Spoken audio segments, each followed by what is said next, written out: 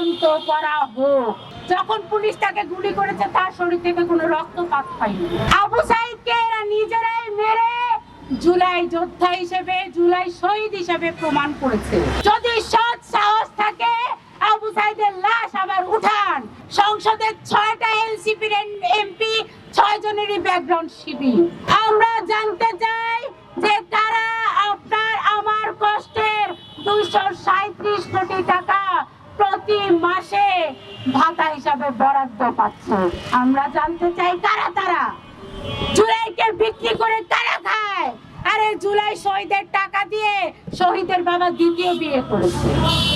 তাহলে আপনার টাকা, আমার টাকা, আমাদের কষ্টের টাকা দিয়ে জুলাই শহীদের বাবা যদি দ্বিতীয় বিয়ে করে তাহলে লাভ কি হলো? এই সমাবেশের পক্ষ থেকে, এই কালো মিছিলের পক্ষ থেকে আমাদের দাবি আবু সাইদের আবার ময়না তদন্ত করা হোক। কারণ এই আবু সাইদের মৃত্যুর সময় তাকে গুলি করা হয়েছে এবং বলা হচ্ছে যে পুলিশের গুলিতে তিনি মরেছেন, কিন্তু আমরা দেখেছি যে পুলিশ তো রাবার বুলেট ছুঁড়েছে। তাহলে রাবার বুলেটে তো কারো মৃত্যু হওয়ার কথা না। খুব কাছে থেকে যদি রাবার বুলেট আপনার গায়ে লাগে তাহলে হাড় ভাঙবে সর্বোচ্চ, মানুষ মারা যাবে না। আমরা বিভিন্ন ভিডিওতে দেখেছি যখন পুলিশ তাকে গুলি করেছে তার শরীর থেকে কোনো রক্তপাত হয়নি। এই আবু সাইদ যখন বসে পড়েছিল তাকে তার বন্ধুরা হাসপাতালে নিতে 3 ঘন্টা দেরি করেছে। এই 3 ঘন্টার মধ্যে তাকে মেরেছে। কারণ আবু সাইদের বাবা বলেছে তার মাথার পিছনে এত বড় একটা গর্ত ছিল। পুলিশের রাবার বুলেটে মাথায় এত বড় গর্ত হয়েছে, প্রশ্ন ওঠে না। আবু সাইদের ময়নাতদন্ত তদন্তের একাধিক রিপোর্ট প্রকাশিত হয়েছে পত্রপত্রিকায়। আবু সাইদকে এরা নিজেরাই মেরে জুলাই যোদ্ধা হিসেবে, জুলাই শহীদ হিসেবে প্রমাণ করেছে, দেখিয়েছে। যদি সৎ সাহস থাকে আবু সাইদের লাশ আবার উঠান, ময়না তদন্তের রিপোর্ট 20 কোটি জনগণের সামনে প্রকাশ করবেন।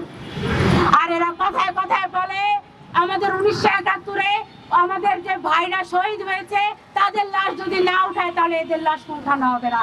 জুলাইয়ের সাথে 71-কে তুলনা করতে আসবেন না। 71 একটা 9 মাসের রক্তক্ষয়ী ইতিহাস।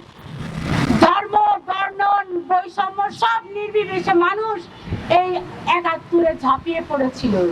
আর জুলাই ছিল একটা আন্দোলন, একজনের বিরুদ্ধে আন্দোলন।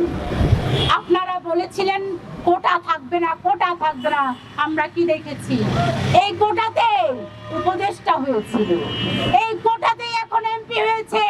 সংসদের 6টা এনসিপির এমপি 6 জনেরই ব্যাকগ্রাউন্ড শিবির। এরা দীর্ঘ পরিক্রমা করে আমার বাংলাদেশটাকে গিলে খেতে এসেছে। জুলাইকে কেন ঘৃণা করবো না? জুলাই মাধ্যমে দেশ বিরোধী জামায়াত শিবির সংসদে প্রবেশ করেছে। তারা 1971 সালে বাংলাদেশটাকেই চায়নি। তারা ক্ষমতায় এসেছে জুলাইয়ের কারণে।